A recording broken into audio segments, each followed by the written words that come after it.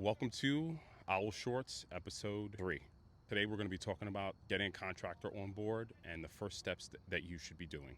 Hi, my name is Jared Smith. I'm a licensed architect with Architect Owl. Today we're going to be getting into dealing with a contractor and what you need to know to bring them aboard.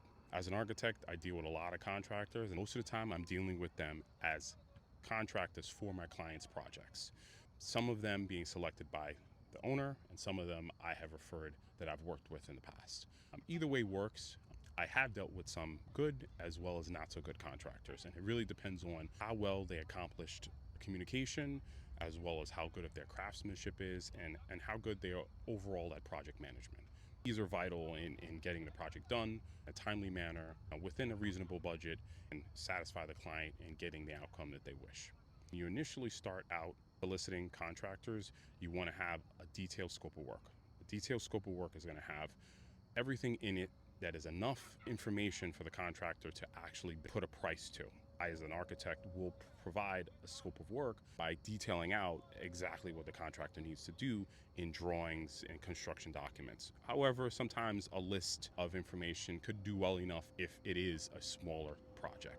Larger projects, you probably are better suited on having an architect and a set of engineers to put a scope of work together so that the contractors know exactly what they need to do.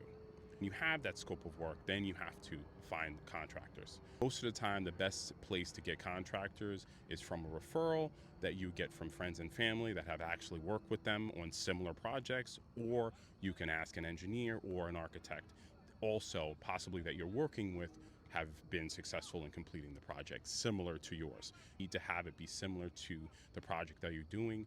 You don't want to have a contractor that does concrete work and he's there to do roofing. That's not going to work out. You want to have a contractor that's well versed in the task that they're going to be doing and have subcontractors that are on board to be able to deal with electrical, plumbing, mechanical, HVAC if that's necessary in your house or building. And once you have found the contractor that you wish to work with, then you need to have an owner contractor contract. Everything is spelled out in black and white. If there are any issues at the end of the project or during the project, you can go back to that document. Within that contract, you need to have scope of work included in that, whether it's the construction documents or it's the list of work, schedule, when they plan to start, when they plan to end, payment terms, when does the contractor expect to be paid, warranty information, or then you guys can come to an agreement and then you can begin the project. I hope that's helpful. If you have any questions, please feel free to put it in the comments and I'll jump in there. Once again, this is Architect Owl, Owl Shorts, episode 3.